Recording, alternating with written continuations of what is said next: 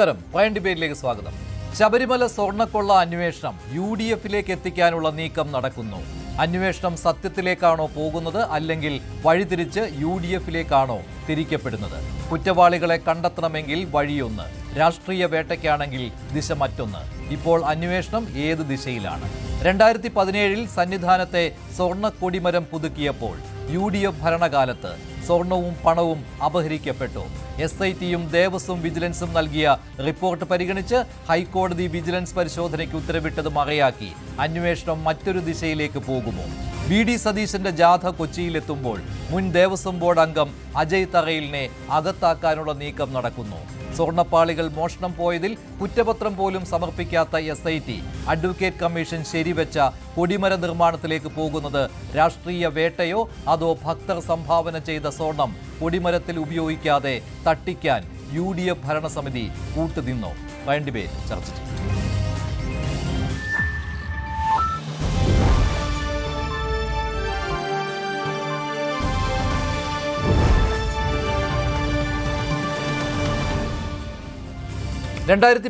ാണ് ശബരിമല സന്നിധാനത്തെ സ്വർണ്ണ കൊടിമരം പുതുക്കിപ്പണിതത്. ആ സമയത്ത് UDFിന്റെ ഭരണസമിതിയായിരുന്നു. പ്രയാർ ഗോപാലകൃഷ്ണനായിരുന്നു അന്ന് തിരുവിതാംകൂർ ദേവസ്വം ബോർഡ് പ്രസിഡന്റ്. അംഗമായി അജയ് തറയിലും ഉണ്ടായിരുന്നു. ആ സമയത്ത് സ്വർണം അപഹരിക്കപ്പെട്ടോ എന്നുള്ള സംശയത്തിന്റെ അടിസ്ഥാനത്തിലാണ് ഹൈക്കോടതി വിജിലൻസ് അന്വേഷണത്തിന് ഇന്നലെ ഉത്തരവിട്ടത്. ആ ഉത്തരവ് UDF ഭരണസമിതിയിലേക്കാണ് കാര്യങ്ങൾ കൊണ്ടുപോകുന്നത് എന്നതാണ് CPMന്റെ പ്രധാനപ്പെട്ട ആരോപണം. പക്ഷേ അതേ സമയത്ത് VD സതീശന്റെ ജാഥ കൊച്ചിയിലെത്തുന്ന സമയത്ത് അന്നത്തെ ദേവസ്വം ബോർഡ് അംഗമായ അജയ് തറയിലിനെ അറസ്റ്റ് ചെയ്യുവാനുള്ള നീക്കം നടക്കുന്നുവെന്ന ഗുരുതരമായ ആരോപണമാണ് ഇപ്പോൾ കോൺഗ്രസ് ഉന്നയിക്കുന്നത്. ആദ്യം ഇതേക്കുറിച്ച് അജയ് തറയിലിന്റെ പ്രതികരണം കേൾക്കാം. ഇത് പരിപൂർണമായി ഈ പ്രക്രിയ നടക്കുന്നത് പമ്പയിൽ വെച്ചാണ്. അത് നേതൃത്വം കൊടുക്കുന്നത് അഡ്വക്കേറ്റ് കമ്മീഷണർ, തിരുവാഭരണ കമ്മീഷണർ, ദേവസ്വം വിജിലൻസ് ഓഫീസർ, ഇത്രയും പേരാണ് എല്ലാ ദിവസവും ആ സ്വർണം പൂശനിൽ അവിടെ ഉള്ളത്. 22/3/2017 കൊച്ചി ഓവർസീസ് ബാങ്കിൽ നിന്നും 9 കിലോ 161 ഗ്രാം സ്വർണം ഫിനിക്സ് ഗ്രൂപ്പ് പൈസ എന്ന് കസ്റ്റംസിന്റെ പ്യൂരിഫൈഡ് സ്വർണം വാങ്ങി. വിവിധ ഭക്തരിൽ നിന്നും 5/6/2017 80.490 കൊടിമരത്തിന്റെ പണിക്ക് 9 കിലോ 340.200 ഗ്രാം സ്വർണ്ണം ഉപയോഗിച്ചു. ബാക്കി വന്ന തങ്കം 232.80 ഗ്രാം, താഴെക്കൂടുതൽ ഉപയോഗിച്ചത് 116 ഗ്രാം. തങ്ക ഫോയിൽ ബാലൻസ് 6.230 ഗ്രാം, പണിക്കുറവ് 29.610 ഗ്രാം എന്ന് വന്നിട്ട് മഹസർ പകർപ്പ് 2 ബുക്ക്, ഇതെല്ലാം മഹസറിൽ രേഖപ്പെടുത്തിയുള്ള കാര്യങ്ങളാണ്. ഇതിന് എവിടെയാണ് ഇതിൽ നിന്നും കൂടുതൽ സ്വർണം കിട്ടിയത് എവിടെയാണ് അവർ പറയട്ടെ. ഇത് കൃത്യമായ കണക്കാണ്. ഈ കണക്ക് ഹാജരാക്കിയിട്ടുണ്ട്. ഈ കണക്ക് ദേവസ്വം ബോർഡിൽ പാസ്സാക്കിയിട്ടുണ്ട്. ഈ കണക്ക് കേരള ഹൈക്കോടതിയിൽ കൊടുത്തിട്ടുണ്ട്. ഹൈക്കോടതി അത് സന്തോഷത്തോട് സ്വീകരിച്ച കണക്കാണ്. മിനിയന്നാൾ CPMന്റെ ഉത്തരവാദിത്തപ്പെട്ട ഒരു നേതാവ് എന്നെ വിളിച്ച് പറഞ്ഞ അജയ സൂക്ഷിക്കണം, VD സതീശന്റെ ജാഥ, പുതുയുഗ ജാഥ എറണാകുളത്ത് വരുമ്പോൾ അജയ് തറയിലിനെ ചോദ്യം ചെയ്യാനുള്ള പദ്ധതിയാണ് ഗവൺമെന്റ് ഇട്ടിരിക്കുന്നത്. തിരുവാഭരണ കമ്മീഷണർ റെസീറ്റ് കൊടുത്തില്ലേ? അല്ലെങ്കിൽ എക്സിക്യൂട്ടീവ് ഓഫീസർ ഉണ്ടായിരുന്നല്ലോ. ഇവർക്കൊക്കെ ചെയ്യാവുന്ന കാര്യം അത് ദേവസ്വം ബോർഡ് പ്രസിഡന്റും മെമ്പർമാരും ഇത് റെസീറ്റ് കൊടുക്കലാണ് പണി. താൻ തിരുവിതാംകൂർ ദേവസ്വം ബോർഡ് അംഗമായിരുന്ന സമയത്ത് സ്വർണ്ണ കൊടിമരം പുതുക്കി പണിയുന്ന സമയത്ത് സ്വർണം അപഹരിക്കപ്പെട്ടിട്ടില്ല എന്നാണ് അജയ് തറയിലിന്റെ വാദം. പക്ഷേ ഇതേക്കുറിച്ച് SITയുടെ അന്വേഷണം നടക്കുന്നുണ്ട്. അതോടൊപ്പം തന്നെ വിജിലൻസിന്റെ അന്വേഷണവും തുടങ്ങിക്കഴിഞ്ഞു. ഹൈക്കോടതി ഉത്തരവ് പ്രകാരമാണ് ത്വരിത പരിശോധന. അതിന്റെ പ്രതികരണം കൂടി കേൾക്കാം. ഹൈക്കോടതിയുടെ പുതിയ വിധിയോടെ കോൺഗ്രസിൻ്റെ പ്രമുഖ നേതൃത്വത്തിന് വളരെ പ്രധാനപ്പെട്ട ഉത്തരവാദിത്വം ഈ കൊടിമര മാറ്റം ഉൾപ്പെടെയുള്ള കാര്യങ്ങളിലുണ്ട് എന്ന് വ്യക്തമായിരിക്കുകയാണ്.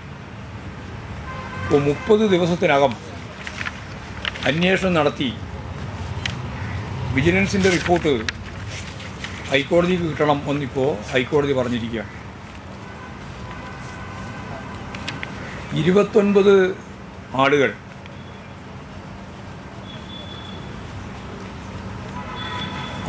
അവരുൾപ്പെടെ നൽകിയിട്ടുള്ള സ്വർണം കാണാനില്ല എന്ന കാര്യം കോടതി നിരീക്ഷിച്ചിട്ടുണ്ട്.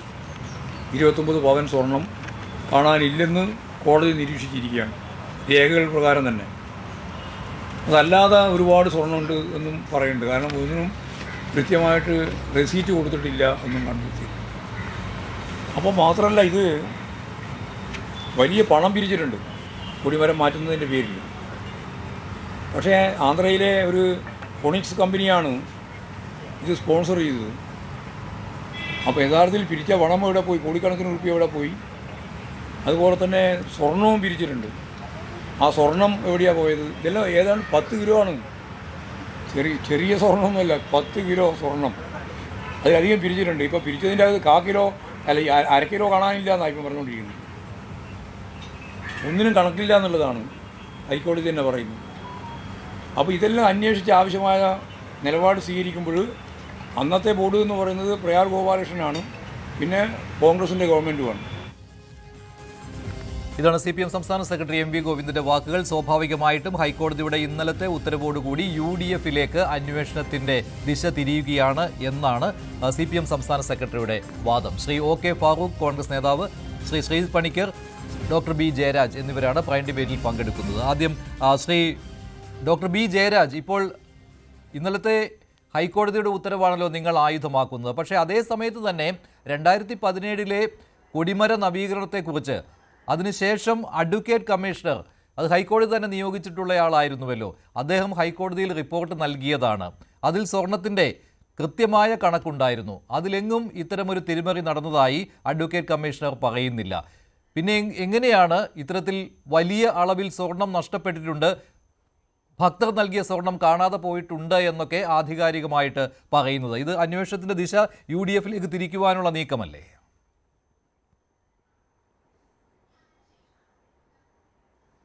ശ്രീ മഞ്ജുഷ, ഇതിനകത്ത് നമ്മളൊരു കാര്യം നോക്കേണ്ടത്, ഇന്നലെ അജയ് തറയിൽ പറഞ്ഞിട്ടുണ്ടായിരുന്നു ഏത് തരത്തിലുള്ള അന്വേഷണത്തിനെ ഭയപ്പെടുന്നില്ല, ആരുടെ മുന്നിലും പോകുന്നു. പക്ഷേ ഇന്നായപ്പോഴത്തേക്ക് അജയ് തറയിൽ ഒരു മലക്കം മറിയുകയാണ് ചെയ്യുന്നത്. അജയ് തറയിൽ പറയുന്നു ഇത് VD സതീശൻ്റെ ജാഥ അവിടെ വരുന്നുണ്ട്, ഇതൊക്കെ വെറുതെ ഡൈവേർട്ട് ചെയ്യാൻ വേണ്ടി പറയുന്ന കാര്യങ്ങളാണെന്ന്. ഇതിനകത്ത് ഈ കണക്ക്, ഈ ഫീനിക്സ് ഗ്രൂപ്പ് എടുത്ത സ്വർണത്തിൻ്റെ കണക്ക് പറഞ്ഞത് സത്യമായിരിക്കാം, സത്യമാണെന്ന് തന്നെ ഇരിക്കട്ടെ. പക്ഷേ ഈ സിനിമാ താരങ്ങളും മറ്റുള്ളവരും കൊടുത്തതും അല്ലാതെ രസീതില്ലാതെ പിരിച്ച കണക്ക് എവിടെ പോയി? അതാണ് ഈ ചോദ്യം വരുന്നത്. ഇത് ഹൈക്കോടതി നിർദ്ദേശപ്രകാരമാണ് ചെയ്യുന്നത്. അത് കൃത്യമായിട്ട് VD സതീശൻ്റെ ജാഥ വരുന്ന അതേ ദിവസം തന്നെ അജയ് തറയലിനെ ക്വസ്റ്റ്യൻ ചെയ്ത് അങ്ങനെ വലിയ ഡ്രമാറ്റിക് സീനൊന്നും സൃഷ്ടിക്കേണ്ടുന്ന കാര്യമൊന്നും ഇവിടുത്തെ ഇടതുപക്ഷ ജനാധിപത്യ മുന്നണിക്കില്ല. അത് വ്യക്തമായിട്ടുള്ള കാര്യമാണ്. അങ്ങനെ ഒരു രാഷ്ട്രീയ പകപോക്കലൊന്നും ഈ വിഷയത്തിനകത്ത് ഉണ്ടായിട്ടില്ല. ഇതിനകത്ത് ഹൈക്കോടതിയുടെ നിർദ്ദേശപ്രകാരമുള്ള അന്വേഷണമാണ്. ആദ്യമേ ഈ സംഭവം വരുന്നത് എങ്ങനെയാണ്? ഹൈക്കോടതി നിർദ്ദേശപ്രകാരമുള്ള സംഭവങ്ങളാണ് ഇതിൻ്റെ തുടക്കം. അതിനെ തുടർന്നാണ് പിന്നെ ഇത് കാണാനില്ല എന്ന് പറഞ്ഞിട്ട് പോറ്റി പോകുന്നത്, പിന്നെ അദ്ദേഹത്തിൻ്റെ വീട്ടിൽ നിന്ന്, സഹോദരിയുടെ വീട്ടിൽ നിന്ന് ആ പീഠം കണ്ടെത്തുന്നതും, അതിനുശേഷം പിന്നെ വാജിവാഹനമായി മറ്റുള്ള കേസുകളായി പിന്നെ കൊടിമരത്തിൽ എത്തി നിൽക്കുന്നു. അപ്പോൾ ഇതെല്ലാം പരിശോധിക്കണം. ഇതിനകത്ത് ആരെല്ലാം കള്ളത്തരം കാണിച്ചിട്ടുണ്ട്, ഇവരെല്ലാം, അതായത് ശബരിമല അയ്യപ്പൻ്റെ സ്വർണം ആരൊക്കെ എടുത്തിട്ടുണ്ടോ അല്ലെങ്കിൽ അതിനകത്തുനിന്ന് കൈയിട്ട് വാരിയത് ആരാണെങ്കിലും അവരെയെല്ലാം നിയമപരമായ രീതിയിൽ ശിക്ഷിക്കപ്പെടണം, കൃത്യമായിട്ട് കോടതിയുടെ മുന്നിൽ കൊണ്ടുവരണമെന്നാണ് ഹൈക്കോടതി ആവശ്യപ്പെടുന്നത്. ഇടതുപക്ഷ ജനാധിപത്യ മുന്നണി ഗവൺമെൻറ്റിൻ്റെ തീരുമാനം അതുതന്നെയാണ്. ആരൊക്കെ ഇതിനകത്ത് തെറ്റ് ചെയ്തിട്ടുണ്ടോ അവരെ മുഖം നോക്കാതെ നടപടിയെടുക്കുക. അവർ ആരായിക്കോട്ടെ, ഏത് രാഷ്ട്രീയ പാർട്ടിയിൽ പെട്ടവരായിക്കോട്ടെ എന്നുള്ള രീതിയിലാണ് അന്വേഷണം നടക്കുന്നത്. അപ്പോഴും ഇടതുപക്ഷത്തിൻ്റെ ആരെങ്കിലും പേരിൽ അവരുടെ ഉദാസീനത കുറവുകൊണ്ട് മജിസ്ട്രേറ്റ് രേഖപ്പെടുത്തിയില്ല എന്ന് പറഞ്ഞിട്ട് അവരെ ജയിലിലിടുന്നുണ്ട്, അതെല്ലാം നല്ല കാര്യം. അതേസമയം വലതുപക്ഷത്തിൻ്റെ ആരുടെയെങ്കിലും പേരിൽ ഇത് വന്നു കഴിഞ്ഞാൽ അത് രാഷ്ട്രീയ വകവോക്കൽ എന്ന് പറയുന്നതിന് ന്യായം മനസ്സിലാക്കാൻ പറ്റാത്തൊരു കാര്യമാണ്. പല ചാനലുകളും അതിന്റെ വീഡിയോ കാണിക്കുന്നത് അതാണല്ലോ ഇന്ന് VD സതീശനും പറഞ്ഞത്. അത് തന്നെയാണ്. ഇത് അഡ്വക്കേറ്റ് കമ്മീഷണർ സാക്ഷ്യപ്പെടുത്തിയ ഒരു കാര്യമായിരുന്നു, അവിടെ കൊടിമര നവീകരണത്തിൽ ഉപയോഗിച്ച സ്വർണത്തിന്റെ കണക്ക്.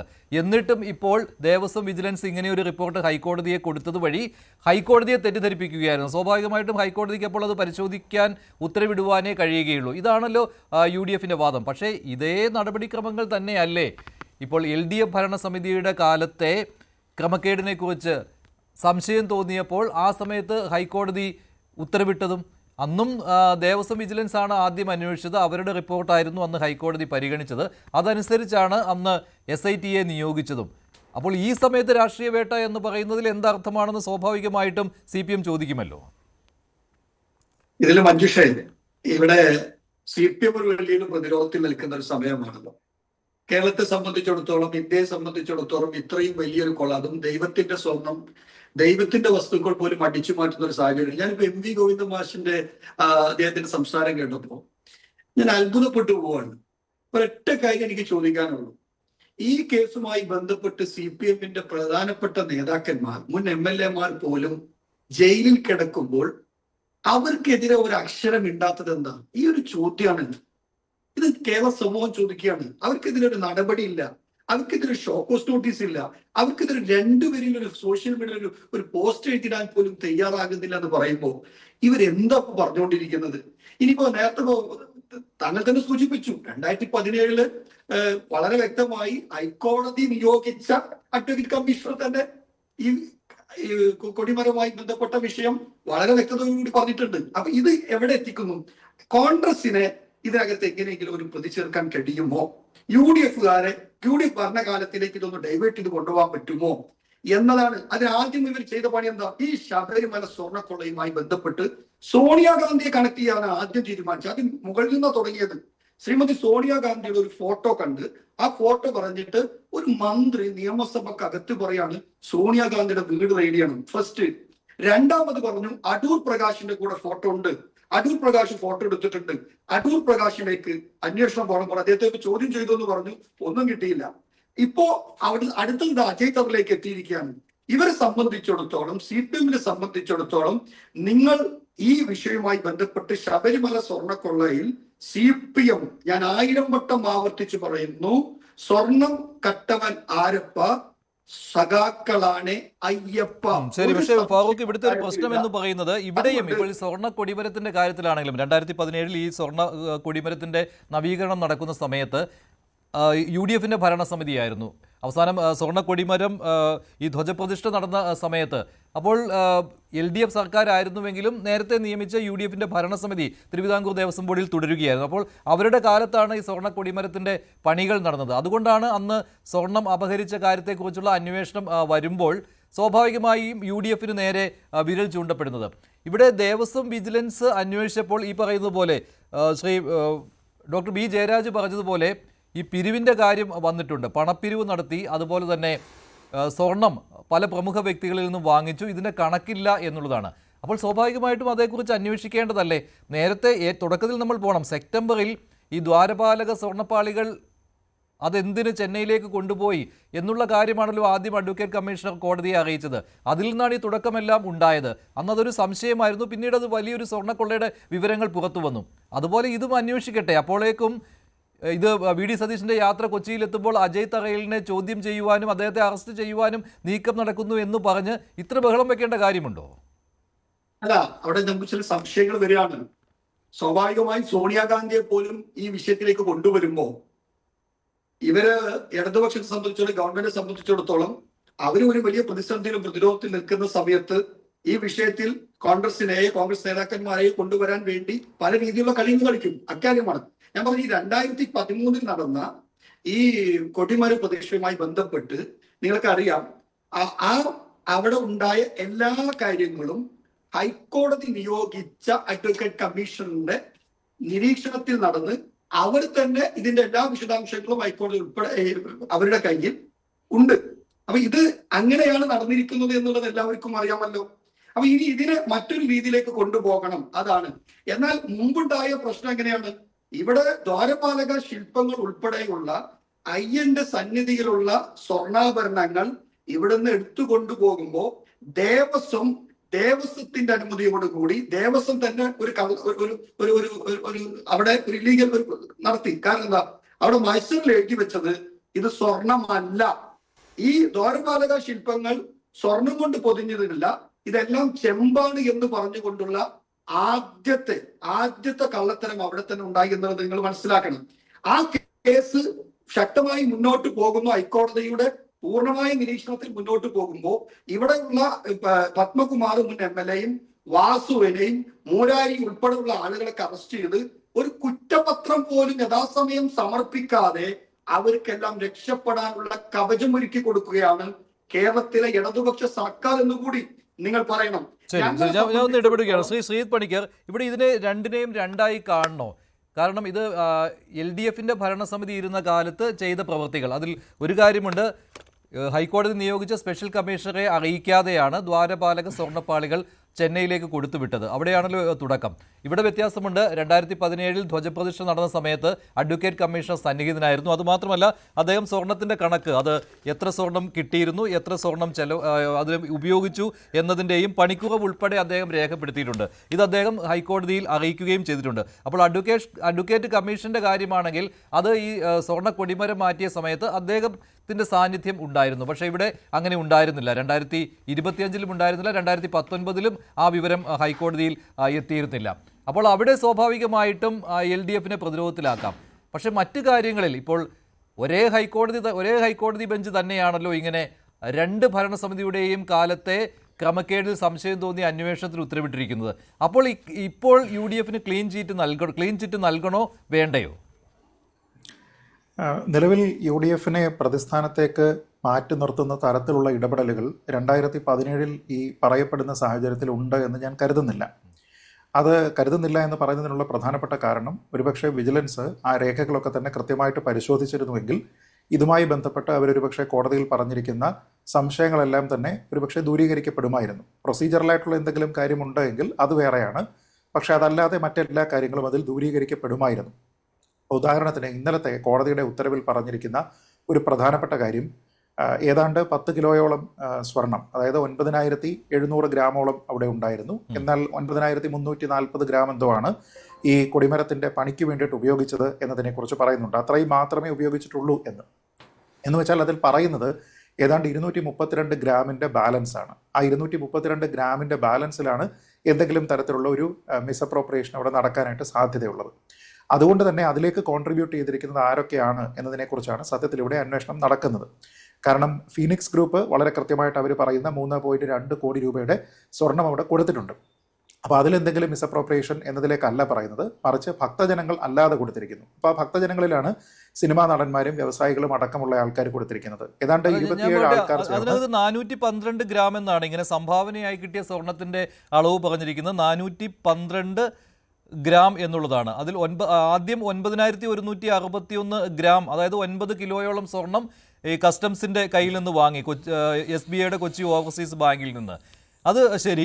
പിന്നെ ഈ സംഭാവന കിട്ടിയ ഭക്തജനങ്ങളിൽ നിന്ന് ലഭിച്ച തങ്കം, അതിൻ്റെ അളവിലാണ് ചിലപ്പോൾ സംശയമുണ്ടാകാൻ പോകുന്നത് അല്ലേ? അത് 1, 2, 3, 4, 5, 6 ദിവസങ്ങളിലായി കിട്ടിയെന്നാണ് അദ്ദേഹം രേഖപ്പെടുത്തിയിരിക്കുന്നത്, അഡ്വക്കേറ്റ് കമ്മീഷണർ.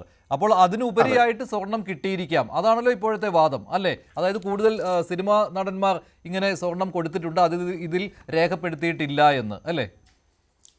അങ്ങനെയാണെന്ന് ഞാൻ കരുതുന്നില്ല. കാരണം 27 ആൾക്കാരെ കുറിച്ചാണ് അവിടെ വിജിലൻസ് റിപ്പോർട്ട് ചെയ്തിരിക്കുന്നത്. കോടതിയുടെ ഇന്നലത്തെ വിധിയിലും പറഞ്ഞിരിക്കുന്നത് 27 ആൾക്കാരെ കുറിച്ചാണ്. അതാരുടെയും പേരതിൽ പറഞ്ഞിട്ടില്ല. പക്ഷേ 27 ആൾക്കാരുണ്ട്. അതുകൊണ്ട് 27 ആൾക്കാരെയും ബന്ധപ്പെട്ട് അവരിൽ നിന്ന് സ്റ്റേറ്റ്മെന്റ് എടുക്കണം, എന്തെങ്കിലും തരത്തിലുള്ള മിസ്അപ്രോപ്രിയേഷൻ ഉണ്ടായിട്ടുണ്ടോ ഇല്ലയോ എന്നതുമായി ബന്ധപ്പെട്ട് ഉറപ്പുവരുത്താൻ.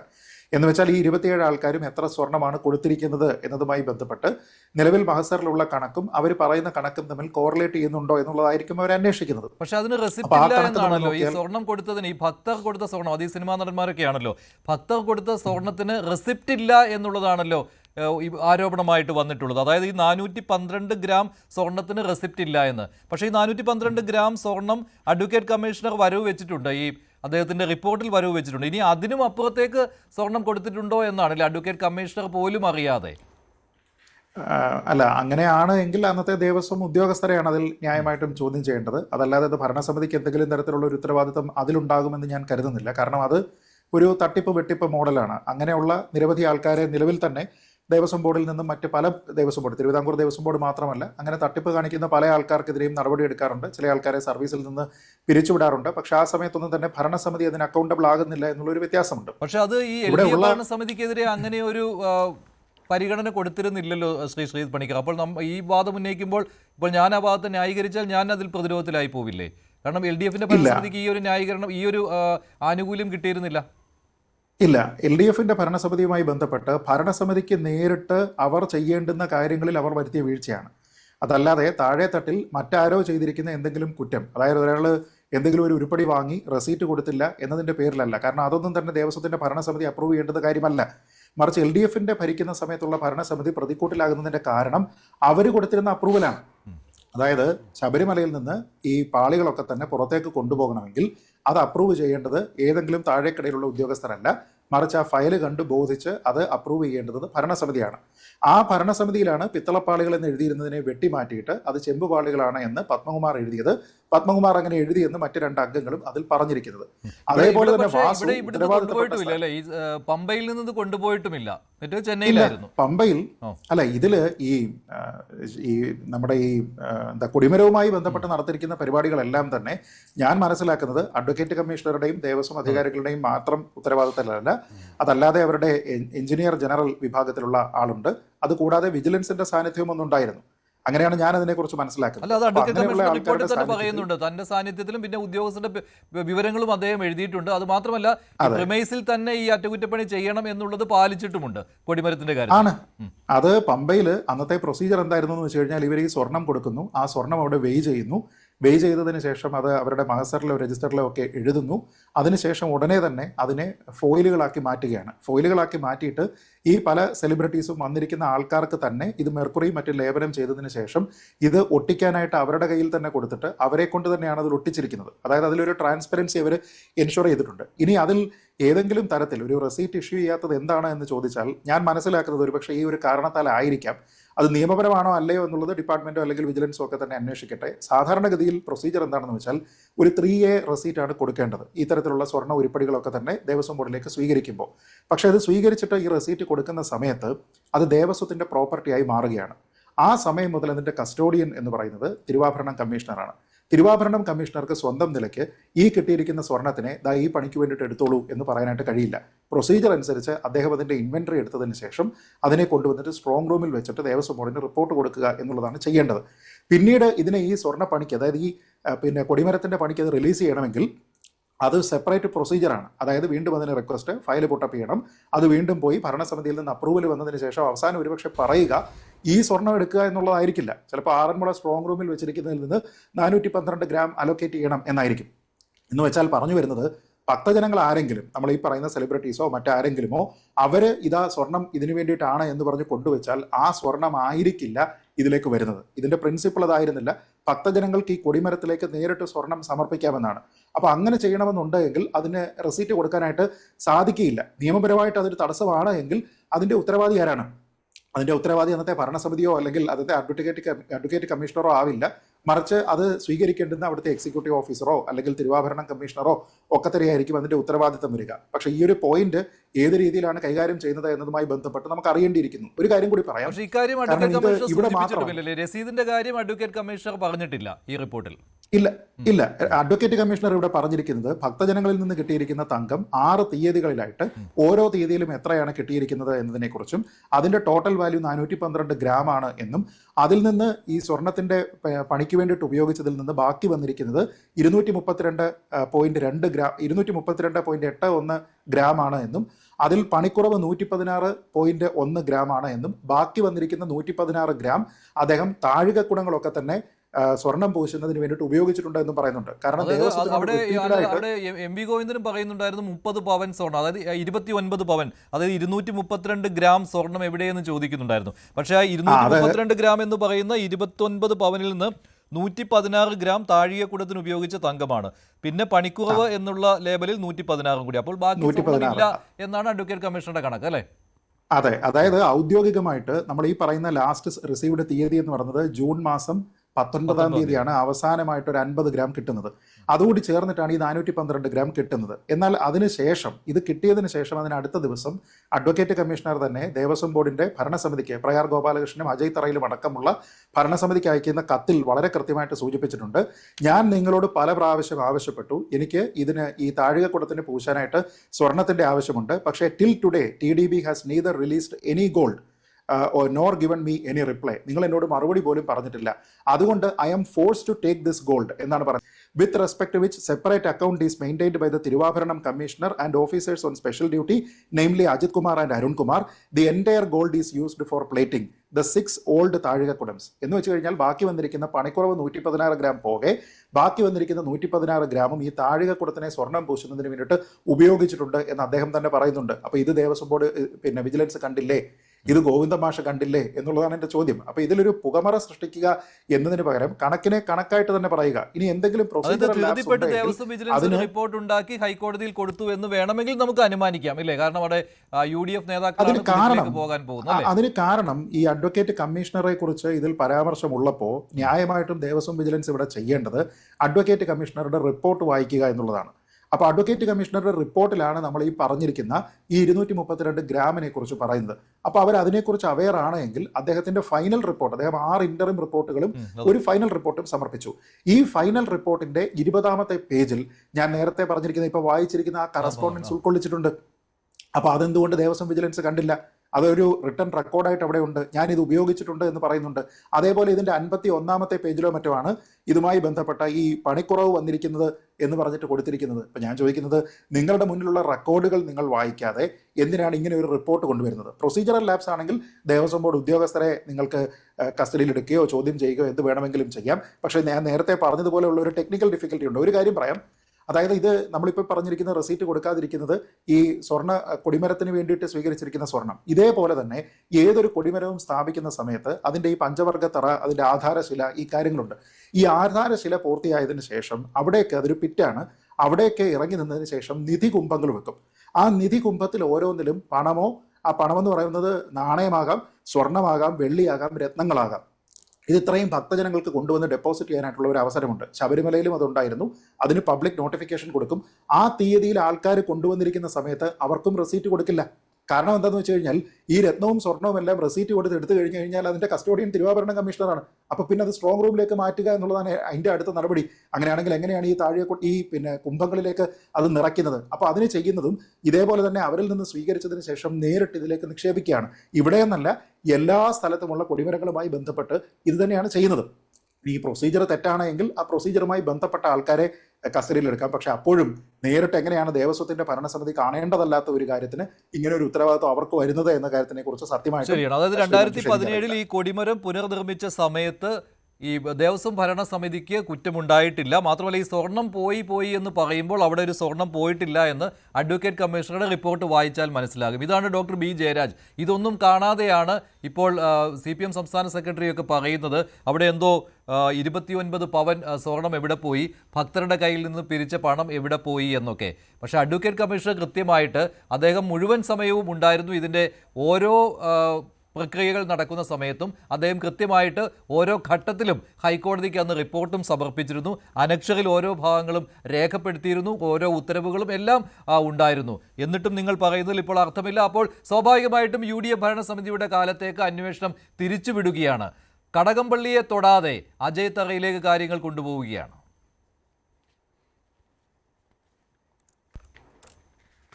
അങ്ങനെ വായിക്കേണ്ട മഞ്ജുഷ. ഇതിനകത്തുള്ള ഒരു പ്രധാനപ്പെട്ട പ്രശ്നം എന്ന് പറഞ്ഞാൽ ഫീനിക്സ് കൊടുത്ത സ്വർണത്തിന് കൃത്യമായ കണക്കുണ്ട്. അതിനകത്ത് അജയ് തറയിൽ പറഞ്ഞ കാര്യങ്ങളൊക്കെ പൂർണ്ണമായും ശരി തന്നെയാണ്. ഇതിനെക്കുറിച്ചൊന്നും അല്ലല്ലോ ഇവിടെ ചർച്ച ചെയ്തത്. ഈ സിനിമാ നടന്മാരുടെ കയ്യിൽ നിന്നും മറ്റ് സമ്പന്നരുടെ കയ്യിൽ നിന്ന് ഇപ്പോൾ ശ്രീജിത്ത് പണിക്കർ പറഞ്ഞു കഴിഞ്ഞാൽ അത് കുംഭങ്ങളിലാക്കി കുഴിച്ചിട്ടിരിക്കുകയല്ലേ. ഇനി ഈ കുഴി തോണ്ടി നോക്കിയാൽ മതിയല്ലോ, സ്വർണ്ണമൊക്കെ അവിടെ തന്നെ ഉണ്ടാവില്ലേ. പിന്നെ എന്തുകൊണ്ടാണത് രേഖപ്പെടുത്താത്തത്? രേഖപ്പെടുത്തി കഴിഞ്ഞാൽ അത് പ്രൊസീജിയറിൽ അങ്ങനെയാണ്. കുംഭത്തിനകത്ത് കുഴിച്ചിട്ട് അല്ലെങ്കിൽ റെസീറ്റ് കൊടുത്തു കഴിഞ്ഞാൽ ഇത് സ്ട്രോങ് റൂമിൽ എന്തൊരു ബാലിശമായ അഭിപ്രായങ്ങളാണ് ഇവിടെ വന്നിരുന്നോണ്ട് പറയുന്നത്. ഇത് കേട്ട നട്ടാക്കുരുക്കാത്ത നോണ. ഭാഗത്തുനിന്ന് ഞാൻ കുറച്ചുകൂടെ നോക്കൂ, ഇവിടുത്തെ അദ്ദേഹം പറയുന്ന പ്രശ്നം എന്താണെന്നറിയോ? ഇതിൽ കേൾക്കാൻ നല്ല രസമുണ്ട്. നഷ്ടപ്പെട്ടു. അല്ല, ഒരു സെക്കൻഡ് ശ്രീ ജയരാജ്, ഇതിൽ തട്ടിപ്പുണ്ടായിരുന്നു എന്ന് പറയണമെങ്കിൽ എന്താണ്? ഞാൻ അങ്ങനെ പറയുന്നില്ലെന്നേ. അന്വേഷണത്തിന്റെ വഴിക്ക് നടക്കട്ടെ.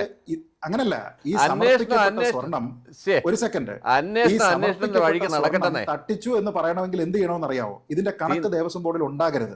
കണക്ക് ദേവസ്വം ബോർഡിൽ ഉള്ളത് കൊണ്ടാണ് 27 പേരാണ് ഡൊണേറ്റ് ചെയ്തിരിക്കുന്നത് എന്നും ആരൊക്കെയാണ് 27 പേര് എന്നും അവരെത്ര സ്വർണ്ണമാണ് കൊടുത്തത് എന്നും അതിന്റെ ടോട്ടൽ ഈ പറയുന്ന 412 ഗ്രാം ആണ് എന്നും വിജിലൻസ് അവിടെ പറയുന്നത്. അതല്ലാതെ ഈ കണക്ക് വിജിലൻസ് ആർബിട്രറി വായുവിൽ നിന്ന് നോക്കി എഴുതിയോ? ഞാൻ ചോദിക്കട്ടെ, ഈ 412 ഗ്രാം ആണെന്ന് എവിടുന്നാ കിട്ടിയേ?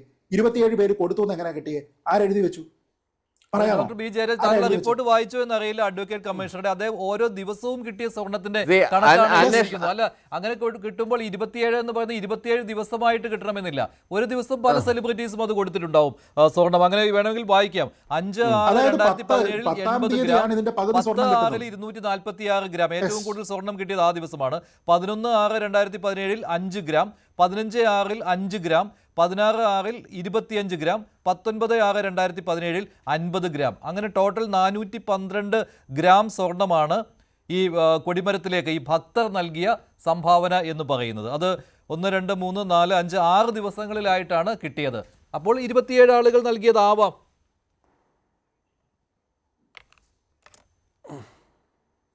സി 27 എന്നുള്ളൊരു കണക്ക് മാത്രമല്ലല്ലോ ഇതിനകത്ത്. അല്ലാതെ പണം പിരിച്ചത് എവിടെ പോയി? രസീത് ഇല്ലാതെ പണം പിരിച്ചത് എവിടെ പോയെന്നേ? ഇങ്ങനെയാണെങ്കിൽ ഒരു കാര്യം കൂടെ ആഡ് ചെയ്യാം. ഈ ഇത്തരത്തിലുള്ള തീർത്ഥാലയങ്ങളിലൊക്കെ സാധാരണഗതിയിൽ സംഭാവന ചെയ്യുന്ന അൺഅക്കൗണ്ടഡ് മണിയുണ്ട്. അപ്പൊ ഭക്തന്മാർക്ക് അല്ല, ഈ പണപ്പിരിവിന്റെ കാര്യം, ഈ പണം ഫീനിക്സ് എന്നുള്ള കമ്പനി ഈ 9161 ഗ്രാം സ്വർണം വാങ്ങുന്നതിന് മുടക്കിയ പണം, പിന്നെ അതിന്റെ ബാക്കി നിർമ്മാണ ജോലികൾ, ഇതൊക്കെയല്ലേ? ഇതിന് സെപ്പറേറ്റ് അക്കൗണ്ട് ഉണ്ട്. അതാണ് ഞാൻ നേരത്തെ വായിച്ചപ്പോൾ ശ്രീ ജയരാജ് പറഞ്ഞത്. അതൊക്കെ വളരെ കൃത്യമായിട്ട് പറയുന്നുണ്ട്. അതിനകത്തൊന്നും യാതൊരു സ്പെഷ്യൽ ഡ്യൂട്ടി. ശ്രീത്തെ ഞാൻ പറഞ്ഞു പൂർത്തിയാക്കാം. ഇടയ്ക്കിടപെടാതിരിക്കും. ഞാൻ പറഞ്ഞു തീർക്കട്ടെ. ഇങ്ങനെയാണെങ്കിൽ ഒരു കാര്യം കൂടെ ചെയ്യാം. ഇതിനകത്ത് അൺഅക്കൗണ്ടഡ് മണി ആണല്ലോ മിക്കവാറും ഭക്തന്മാരൊക്കെ ആന്ധ്രയിൽ നിന്നും തമിഴ്നാട്ടിൽ നിന്നൊക്കെ കൊണ്ടുവന്നിട്ട് ഈ ഞാനും ശബരിമലയിൽ പോയപ്പോൾ കണ്ടിട്ടുള്ളതാണ്. അവർ കൊണ്ടുവന്ന് ഇങ്ങനെ ഡംപ് ചെയ്യുന്നത്, വലിയ ചാക്കിനകത്ത് കൊണ്ടുവന്ന് ഡംപ് ചെയ്യുന്നതുകൊണ്ട് മിക്കവാറും ഒക്കെ അൺഅക്കൗണ്ടഡ് ആവാനുള്ള സാധ്യത വളരെ കൂടുതലാണ്. അവർക്ക് റെസിപ്റ്റ് ഇത്രയും പൈസ റിസീവ് ചെയ്തു എന്ന് പറഞ്ഞിട്ട് അവർക്ക് റെസിപ്റ്റ് എടുത്തു കഴിഞ്ഞാൽ ടാക്സിൻ്റെ പ്രശ്നങ്ങളുണ്ടാവും എന്ന് പറഞ്ഞിട്ട് അവരത് ഒരു ചാരിറ്റി എന്നുള്ള രീതിയിൽ ചെയ്യുന്ന ആളുകളുണ്ട്. ഒരുപാട് പേര് അങ്ങനെ ചെയ്യുന്നവരുണ്ട്. ഇല്ല എന്നൊന്നും പറയാൻ പറ്റില്ല.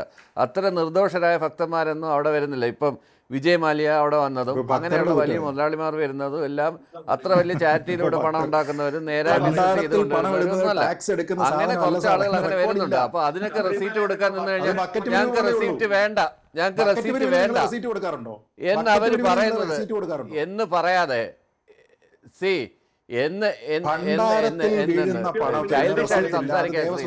താങ്കൾ സംസാരിച്ച സമയത്ത് ഞാൻ ഇടപെട്ടോ? താങ്കൾ പറഞ്ഞത് വെറും ഫ്ലിംസി ഗ്രൗണ്ട്സിനകത്താണ് ഈ കെട്ടിപ്പൊക്കിക്കൊണ്ടിരിക്കുന്നത്. കുംഭത്തിനകത്ത് നിറച്ചിട്ടു, അതിനെ എടുക്കാൻ പറ്റത്തില്ല, അത് അക്കൗണ്ട് ചെയ്യാൻ പറ്റത്തില്ല എന്ന് പറയുന്ന പൊട്ടത്തരം ഞാൻ ഇത്ര നേരം കേട്ടോണ്ടിരുന്നില്ലേ? ഉടനെ ഇതിന് അരി എത്രാന്ന് ചോദിക്കുമ്പോ പയറഞ്ഞാഴി എന്ന് പറയുന്ന ന്യായം എന്തൊരു അരി എത്രാന്ന് ചോദിക്കുമ്പോ പയറഞ്ഞാഴി. ഞാനൊരു കാര്യം പറയട്ടെ. താങ്കൾ കുംഭത്തിനകത്ത് കുഴിച്ചിടുമെന്ന് പറഞ്ഞുകൊണ്ടാണ് ഞാനിത് പറയേണ്ടി വന്നത്. രേഖപ്പെടുത്തണ്ട, അല്ലെങ്കിൽ സ്ട്രോങ് റൂമിലോട്ട് ആയിട്ടുള്ള കാര്യങ്ങൾ കൊണ്ടുവന്നത് കൊണ്ടാണ് എന്നെ കൊണ്ട് ഇത്രയും ഞാൻ ഇടപെടത്തില്ല. ഇങ്ങനെയാണെങ്കിൽ ആർക്ക് വേണമെങ്കിലും ഇങ്ങനെ ശക്തന്മാർ സാധനങ്ങൾ കൊണ്ടുവരിക, അവിടെ കുഴിച്ചിടുക, അല്ലെങ്കിൽ ഇത് ദേവസ്വമായിട്ട് മാറ്റാൻ പറ്റില്ല. അല്ല ശ്രീത്ത്, ആ ഭാഗം എന്റെ ഉണ്ട്, വാട്സാപ്പിലുണ്ട്. ഞാൻ ആ ഭാഗം അത് താങ്കൾ എടുത്തു വെച്ചിട്ടുണ്ടെങ്കിൽ അതൊന്ന് വായിച്ച് കേൾപ്പിക്കും ഡോക്ടർ ബി ജയരാജനെ. പ്രയാർ ഗോപാലകൃഷ്ണനും അവിടെ സന്നിഹിതനായിരുന്നു ആ സമയത്ത്. ഈ അങ്ങനെയൊക്കെ പറയുന്ന ആ ഒരു ഭാഗമല്ലേ അത് നോക്കേണ്ടിയിരിക്കുന്നു. ഞാൻ ആ ഭാഗം എടുത്തു വെച്ചിട്ടില്ല, അത് എടുക്കേണ്ടിയിരിക്കുന്നു. അതാണ് പറഞ്ഞത്. അവിടെ ദേവസ്വം, വിജിലൻസ് ഉൾപ്പെടെയുള്ള ആൾക്കാരുടെ സാന്നിധ്യത്തിലാണ് ഈ പരിപാടി നടക്കുന്നത്. പിന്നെ ശ്രീ ജയരാജനെ സംബന്ധിച്ചിടത്തോളം എങ്ങനെയാണ് ഈ നിധികുംഭത്തിലേക്ക് നിക്ഷേപം നടക്കുന്നതിനെ കുറിച്ച് അറിവില്ലാത്ത കാര്യത്തിനെ കുറിച്ച് ദയവ് ചെയ്ത് അഭിപ്രായം പറയരുത്. അത് എല്ലായിടത്തും ഇങ്ങനെയാണ്. അത് അവിടെ അളന്നെടുത്തതിന് ശേഷമല്ല, അതിന്റെ അളവ് നോക്കാതെ ആ സാധനത്തിനെ നേരെ എടുത്തിട്ട് ഈ നിധികുംഭത്തിലേക്ക് നിറച്ചിടുകയാണ്. അതിലൊരു വിലപിടിപ്പുള്ള രത്നങ്ങൾ വരെ ഉണ്ട്. അത് എല്ലാ സ്ഥലങ്ങളിലും അങ്ങനെയാണ്. പിന്നീട് അതിന്റെ സങ്കല്പം ഏതെങ്കിലും ഒരു സമയത്ത് ഈ കൊടിമരം മാറ്റുന്നുണ്ടെങ്കിൽ ഇതെടുത്തതിന് ശേഷം അതിനെയും അത്രത്തോളം സ്വർണവും രത്നങ്ങളും വീണ്ടും നിക്ഷേപിക്കണം എന്നുള്ളതാണ് അതിന്റെ സങ്കല്പം. അപ്പോൾ അത്രയും ഇരട്ടിയൊന്നും പലർക്കും ഇടാൻ പറ്റാത്തതുകൊണ്ട് ഇതിടും, കുറച്ചുകൂടെ കൂടുതലിടും. അത് എല്ലാവർക്കും ഇടുന്നതിന് വേണ്ടിയിട്ടാണ് ഈ ഭക്തജനങ്ങളോട് വന്നിട്ട് നിങ്ങൾ കോൺട്രിബ്യൂട്ട് ചെയ്യൂ എന്ന് പറയുന്നത്. അത് പബ്ലിക്കായിട്ടുള്ള നോട്ടിഫിക്കേഷൻ കൊടുത്തിട്ട് ചെയ്യുന്നതാണ്. അതിന് നിങ്ങൾ റെസീറ്റ് കൊടുക്കാൻ എന്ന് പറഞ്ഞു കഴിഞ്ഞാൽ ഒരു ചെറിയ കാര്യം ഞാൻ പറയാം. ഒരാൾ കൊണ്ടുവന്ന് 2 മരതകം, 1 മാണിക്യം കൊണ്ടുവന്ന് കൊടുത്തു എന്ന് വെച്ചോ. അദ്ദേഹത്തിന് റെസീറ്റ് എഴുതി കൊടുത്തു. കസ്റ്റോഡിയൻ ആരാണ്? തിരുവാഭരണം കമ്മീഷണറാണ്. എന്നിട്ട് പറയുന്നു ശരി ഇതിനകത്തിലേക്ക് ഇട്ടോളൂ എന്ന് പറയുന്നു. ഇട്ടു. നാളെ ഓഡിറ്റ് വരുന്നുണ്ടെന്ന് ചോദിക്കും, ചേട്ടാ ഇവിടെ 2 മരതകവും 1 മാണിക്കക്കല്ലും റിസീവ് ചെയ്തിട്ടുണ്ടല്ലോ, ഇത് എന്ത് എന്ന് ചോദിക്കുമ്പോൾ തിരുവാഭരണ കമ്മീഷണർ എന്തോ പറയും? അത് ആ കുഴിയിൽ ഇട്ടിട്ടുണ്ടെന്ന് പറയും. അങ്ങനെയാണെങ്കിൽ പറയാം അത് ഇടാനുള്ള ഓർഡർ എവിടുന്ന സാറേ എന്ന് ചോദിച്ചു കഴിഞ്ഞാൽ അയാൾ തൂങ്ങിയോ? അയാൾ പെട്ടോ? അങ്ങനെ ചെയ്യാൻ പറ്റില്ല. നിങ്ങൾക്ക് ദേവസ്വത്തിന്റെ പ്രൊസീജിയർ അറിയാത്തതുകൊണ്ടാണ്. ആ പ്രൊസീജിയറിന്റെ നൂലാമാല കൊണ്ടാണ് ഈ പരിപാടി നടക്കുന്ന സമയത്ത് താഴികക്കുടങ്ങൾ 22ാമത്തെ പാരഗ്രാഫിലുള്ള കാര്യം അല്ലല്ല 22ാമത്തെ പാരഗ്രാഫിലുള്ള കാര്യം ഉണ്ടല്ലോ, മറ്റേ ആധാർശില ലേയിങ് സെറമണിയുടെ കാര്യം. അതിൽ ഈ കോയിൻസ് ഇടുന്ന കാര്യവും കൊണ്ടാണ് വാജിവാഹനം തന്ത്രിയുടെ വീട്ടിലിരുന്നതും ദാണ്ട് ഇപ്പൊ പല പല ഫൈനാൻസിന്റെ ഓഫീസിൽ നിന്ന് 2.5 കോടി ഭാര്യയുടെ പേരിൽ 62 ലക്ഷം ഒക്കെ വന്നത്, അത് പിടിച്ചെടുത്തതും ഒക്കെ അത് വാജിവാഹനം തന്ത്രിയുടെ വീട്ടിൽ പോയതും മറ്റേത് പോയതും ഒക്കെ ഏതാണ് പീഠം കാരണമാണെന്ന് ഞാൻ പറഞ്ഞു തരുന്നുള്ളൂ. കള്ളത്തരം കാണിച്ചവൻ ഏതവനാണെങ്കിലും അതിനകത്ത് യാതൊരു സംശയം വേണ്ട. കള്ളത്തരം കാണിച്ചവൻ ഏതവനാണെങ്കിലും അവന് മാതൃകാപരമായ കാര്യമില്ല. ഭരിക്കുന്ന സമയത്ത് കൊടുത്തുവിട്ടാൽ കള്ളത്തരമാവും. CPM ഭരിക്കുന്ന സമയത്ത് ഇവിടെയുള്ള ദേവസ്വം ബോർഡിന്റെ അമ്പലങ്ങളിൽ നിന്ന് കൊടുത്തുവിട്ടിരിക്കുന്ന നിലപാട്. ആരെല്ലാം ഇതിനകത്ത് കള്ളത്തരം കാണിച്ചിട്ടുണ്ടോ അവരെല്ലാം നിയമപരമായി കൊണ്ടുവരും എന്നുള്ളത് തന്നെയാണ്. അതുകൊണ്ട് ഹൈക്കോടതി നിർദ്ദേശ പ്രകാരമുള്ള SIT ആണ് അന്വേഷണം നടത്തുന്നത്, വിജിലൻസ് ആണ് അന്വേഷണം നടത്തുന്നത്. ഡോക്ടർ ബി ജയരാജ്, ഇവിടെ ഒരു പ്രശ്നം എന്ന് പറയുന്നത് ഈ അഡ്വക്കേറ്റ് കമ്മീഷണർ എന്നയാൾ പ്രധാനപ്പെട്ടയാളാണ്. അഡ്വക്കേറ്റ് കമ്മീഷണർ പ്രധാനമാണ്. ഈ പറയുന്ന 2017 അഡ്വക്കേറ്റ് കമ്മീഷണറുടെ സാന്നിധ്യം ഉണ്ടായിരുന്നു. അദ്ദേഹം കൃത്യമായിട്ട് ഓരോ ഘട്ടത്തിലും നിന്ന് അവിടെ ഓരോ പ്രവൃത്തിയുടെയും മേൽനോട്ടം വഹിച്ചയാളാണ്. അത് മാത്രമല്ല ഓരോ തവണയും അദ്ദേഹം ഹൈക്കോടതി റിപ്പോർട്ട് നൽകിയിരുന്നു. ആ റിപ്പോർട്ടിലൊന്നും ഹൈക്കോടതിക്ക് എതിരഭിപ്രായം ഉണ്ടായിരുന്നില്ല. മറിച്ച് LDF ഭരണസമിതിയുടെ കാലത്ത് ഈ അഡ്വക്കേറ്റ് കമ്മീഷണർമാർ അറിഞ്ഞിരുന്നില്ല ഈ കാര്യങ്ങൾ എന്നുള്ളതാണ്. അപ്പോൾ അതാണ് ഏറ്റവും പ്രധാനപ്പെട്ടത്. അപ്പോൾ കള്ളത്തരത്തിന് വേണ്ടിയാണ് അഡ്വക്കേറ്റ് കമ്മീഷണറെ അറിയിക്കാതിരുന്നത്. മഞ്ജുഷ് ഒരു കാര്യം മഞ്ജുഷ് ഇപ്പൊ പറഞ്ഞിരിക്കുന്നത്, രണ്ടാമത് പറഞ്ഞിരിക്കുന്നത് അഡ്വക്കേറ്റ് കമ്മീഷണർ അല്ല, സ്പെഷ്യൽ കമ്മീഷണർ. കൊടിമരത്തിന്റെ കാര്യത്തിലാണ് അഡ്വക്കേറ്റ് കമ്മീഷണർ പറഞ്ഞത്. നോക്കൂ, ഇവിടെ ഒരു കാര്യമുണ്ട്. ഈ സ്വർണം അവിടെ നിന്ന് തട്ടിച്ചു എന്ന് പറയണമെങ്കിൽ എങ്ങനെയായിരിക്കും? ശരി, റെസീറ്റ് കൊടുത്തിട്ടില്ല. അങ്ങനെയാണെങ്കിൽ ആരൊക്കെയോ കൊണ്ടുവന്നു, എന്നിട്ട് ആ സ്വർണം അവിടെ വാങ്ങി, എന്നിട്ട് അവർക്ക് റെസീറ്റ് കൊടുത്തില്ല. പക്ഷെ ഞാൻ പറയുന്നത് ഇത് 412 ഗ്രാം ആണ് എന്നുള്ളത് അവിടുത്തെ മഹസറിൽ എഴുതി വെച്ചേക്കല്ലേ. സ്വീകരിക്കുന്ന സ്ഥലത്തെ മഹസറിൽ ഇന്നയാൾ തന്നിരിക്കുന്നു എന്ന് പറഞ്ഞ് ഡേറ്റ് സഹിതം എഴുതിയിട്ട് മൊത്തം 412 ഗ്രാം ഉണ്ടെന്ന് എഴുതി വെച്ച് കഴിഞ്ഞാൽ അത് വെട്ടിപ്പാണോ? റെസീറ്റ് കൊടുക്കാതിരിക്കുന്ന വെട്ടിപ്പാണെന്ന് നമുക്ക് വേണമെങ്കിൽ ആരോപിക്കാം. പക്ഷെ ഞാൻ പറഞ്ഞ അവരുടെ കയ്യിൽ അതിന്റെ കണക്കുണ്ടല്ലോ, കണക്കില്ലാതിരിക്കുന്നതല്ലേ കുമ്പത്തി കുഴിച്ചിടുമെന്ന്. പിന്നെ അയ്യോ, നിങ്ങൾക്ക് കാര്യം അറിയില്ല. അത് വേറെ ഇത് വേറെ. നിങ്ങൾ കൺഫ്യൂസ് ആക്കല്ലേ. എന്റെ പൊന്ന് ജയരാജ, ഇത് രണ്ട് കാര്യങ്ങളാണ്. ജയരാജ, ഇത് രണ്ട് കാര്യങ്ങളാണ്. ജയരാജ് മനസ്സിലാത്തോണ്ടായിരിക്കും ശ്രീ പണിക്കർ ആരും തെറ്റിദ്ധരിച്ചു പോകുന്ന ഒരു കാര്യമാണ് ഈ കുമ്പത്തിൽ കുഴിച്ചിട്ടു എന്ന് പറയുമ്പോൾ. എനിക്ക് തോന്നുന്നത് 22ാമത്തെ പാരഗ്രാഫിൽ അദ്ദേഹം പറയുന്ന കാര്യമായിരിക്കും അല്ലേ? അത് അദ്ദേഹത്തിന് അറിയില്ലെന്നേ. ഇത് രണ്ട് കാര്യമാണ് പുള്ളിക്ക് ഇതുവരെ അല്ല, ഇതല്ലേ മറ്റേ ആധാർശില ആ സമയത്തല്ലേ, ആധാർശില ലേയിങ് സെറമണി ആ സമയത്തല്ലേ അത് താങ്കൾ പറഞ്ഞു അല്ലേ? All those were the offerings of the devotees which were intended to be stored and preserved in the pit and remain there for years together as treasure during the continuance of the thojam in the temple. അല്ലേ? അങ്ങനെ ചെയ്യാൻ പറ്റത്തില്ലെന്ന് ജയരാജ് ഇവിടെ വന്നിരുന്ന പറഞ്ഞാൽ പറ്റുമോ? അങ്ങനെയാണ് ആചാരം. നിങ്ങൾ തീരുമാനിച്ച മാർഗം രണ്ട് പ്രൊസീജിയർ ആണെങ്കിലും പറയുന്ന ഇതാണെങ്കിൽ രണ്ട് പ്രൊസീജിയർ ആണെങ്കിൽ സൗകര്യപൂർവ്വം പറഞ്ഞാൽ മതിയല്ലോ. ഇത് ആധാരശീലയുടെ സ്ഥലത്ത് കുഴിച്ചിട്ടെന്നങ്ങ് പറഞ്ഞാൽ മതിയല്ലോ വാക്കാല്.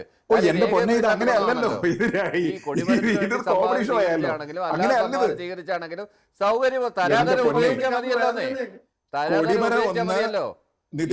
ആധാരശീല ലേയുന്ന പ്രൊസീജിയർ എല്ലാം സെയിം തന്നെയാണ്. താങ്കൾ പറയുന്ന പ്രൊസീജിയർ തന്നെയാണ്. ഇത് തരാതരം മാറ്റി പറഞ്ഞാൽ പോലെ അല്ല. അതിനകത്ത് ഒരു പാരഗ്രാഫോടെ 8 copper pots were manufactured and kept ready, and the entire amount received from devotees were filled in the pots and kept around the teak pole as nidhikumbam. അങ്ങനെയാണ് അഡ്വക്കേറ്റ് കമ്മീഷണർ അങ്ങനെയാണ് എഴുതിയിരിക്കുന്നത്. അങ്ങനെയാണ് അതിന്റെ പ്രൊസീജിയർ. എല്ലായിടത്തും അങ്ങനെയാണ്. പണം വാങ്ങിയതോ പണവും കുഴിച്ചിട്ടോ? ഉണ്ട്, അതുകൊണ്ട് കേട്ടോ. അല്ലല്ലോ, ഒരു സെക്കൻഡ്, അതുകൊണ്ട് currency notes were converted into coins or denominations RS 5 and RS 10 from Dhanalakshmi Bank. എന്നിട്ട് അതാണ് കുഴിച്ചിട്ട് എന്നുള്ളതാണ്, ഈ കോയിൻ ആക്കി കുഴിച്ചിട്ടു എന്നുള്ളതാണ്. ഇനി ഏതാ പറയുന്നത്? ജയരാജ് അത് പ്രൊസീജിയറിന്റെ ആചാരത്തിന്റെ ഭാഗമായിട്ടാണ് അത് ചെയ്യുന്നത്. ചെയ്യേണ്ടുന്ന ഒരു കാര്യം ഇത് വായിച്ചു നോക്കണം. ഒരു കോപ്പി ഗോവിന്ദ മാഷിനും കൊടുക്കണം. തരാതരത്തിൽ ആചാരവും അനാചാരവും എല്ലാം എടുത്ത് ഉപയോഗിക്കും.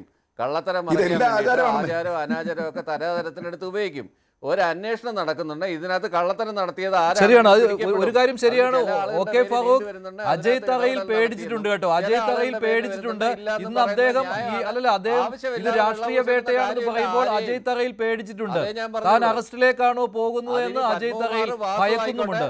അജയ് തറയിലായിക്കോട്ടെ, വേറെ ആരെങ്കിലും ആയിക്കോട്ടെ, അവരെ എല്ലാവരെയും ജയരാജന്റെ ഒരു അവസ്ഥ ഞാൻ ആലോചിച്ചു പോവാണ്.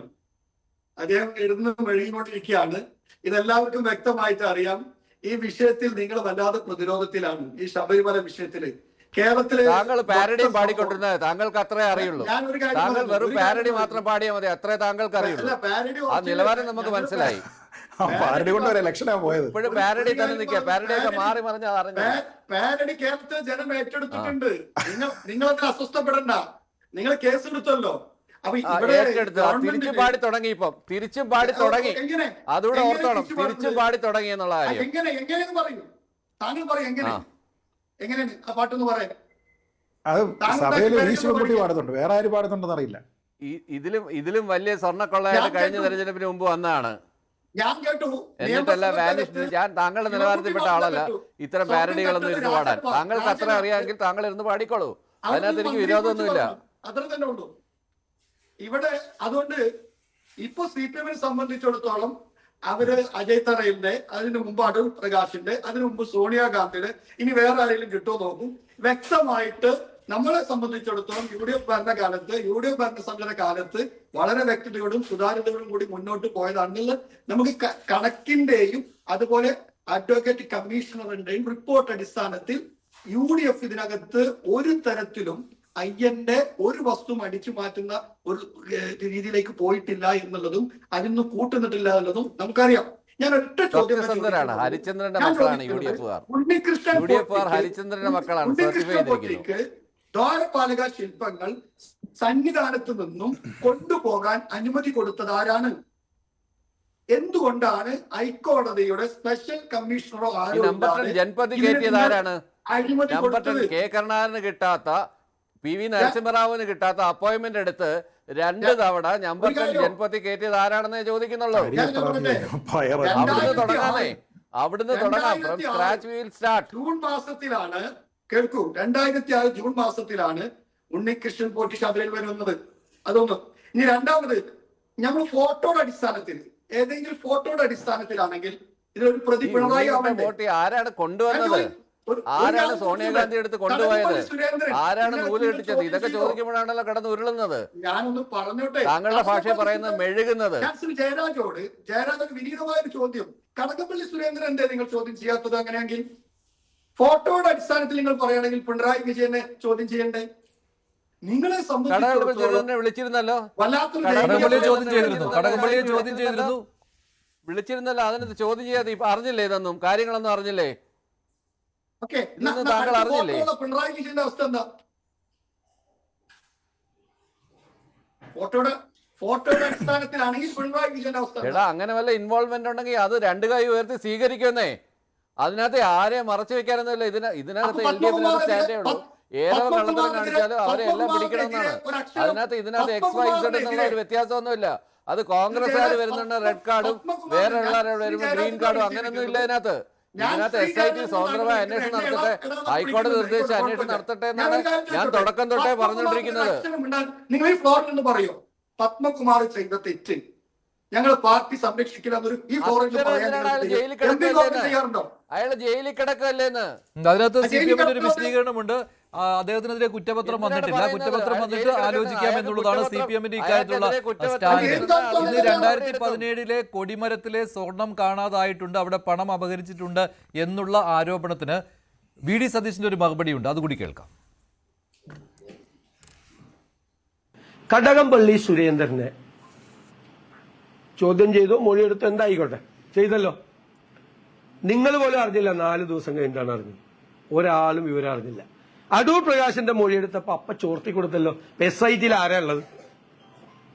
SITയിൽ എല്ലാവരെയും കുറിച്ചല്ല. SITയിൽ CPMന്റെ ഏജന്റുമാരുണ്ട്, സർക്കാരിന്റെ മുഖ്യമന്ത്രിയുടെ ഓഫീസിന്റെ ഏജന്റുമാരുണ്ട്. കടകംപള്ളി സുരേന്ദ്രന്റെ മൊഴിയെടുത്ത സമയത്ത്, അല്ലെങ്കിൽ അദ്ദേഹം അവിടെ ഹാജരായ സമയത്ത് ഒരാളും അറിയിക്കാതെ രഹസ്യമായി സൂക്ഷിച്ചു. 3-4 ദിവസം കഴിഞ്ഞ പുറത്തു വന്ന് അടൂർ പ്രകാശിന്റെ അദ്ദേഹം അവിടെ ചെല്ലുമ്പോ തന്നെ അത് ചോർത്തി കൊടുത്തു പുറത്തേക്ക്. ഇത് വളരെ വ്യക്തമല്ലേ? വളരെ വ്യക്തമല്ലേ എന്താണെന്ന്? അവിടെ ആരുടെ ഏജന്റുമാർ അതിനകത്തുണ്ട് എന്നുള്ളത് വ്യക്തമല്ലേ? ഇനി കൊടിമരത്തിന്റെ കാലത്ത് ഹൈക്കോടതിയുടെ വിധിയുണ്ട്, അതിനെ അപ്രീഷിയേറ്റ് ചെയ്യുന്നു. ഹൈക്കോടതിയുടെ അഡ്വക്കേറ്റ് കമ്മീഷണറുടെ സാന്നിധ്യത്തിലാണ് എല്ലാ നടപടിക്രമങ്ങളും പൂർത്തിയാക്കിയത്. എന്നിട്ട് ഹൈക്കോടതി വെച്ച അഡ്വക്കേറ്റ് കമ്മീഷണർ ഹൈക്കോടതിയിൽ റിപ്പോർട്ട് കൊടുത്തു, എന്തൊക്കെയാണ് നടന്നത്, എന്തെല്ലാം കാര്യങ്ങളാണ് ചെയ്തത്. എന്നിട്ട് ഹൈക്കോടതി ഈ അഡ്വക്കേറ്റ് കമ്മീഷണറെയും അവിടെ നടന്ന നടപടിക്രമങ്ങളെയും അഭിനന്ദിച്ചുകൊണ്ടുള്ള കോടതി വിധിയും കൂടിയുണ്ട്. അതുകൂടി എല്ലാവരും കൂടി വായിച്ചു നോക്കിക്കോട്ടെ. ശ്രീജിത്ത് പണിക്കർ, ഈ ഹൈക്കോടതി അഡ്വക്കേറ്റ് കമ്മീഷണറെ അഭിനന്ദിച്ചുകൊണ്ടുള്ള കോടതി വിധി, ആ ഒരു കോടതി വിധി അത് ശരിയാണോ? അത്തരത്തിലൊരു വിധി വന്നിട്ടുണ്ടോ?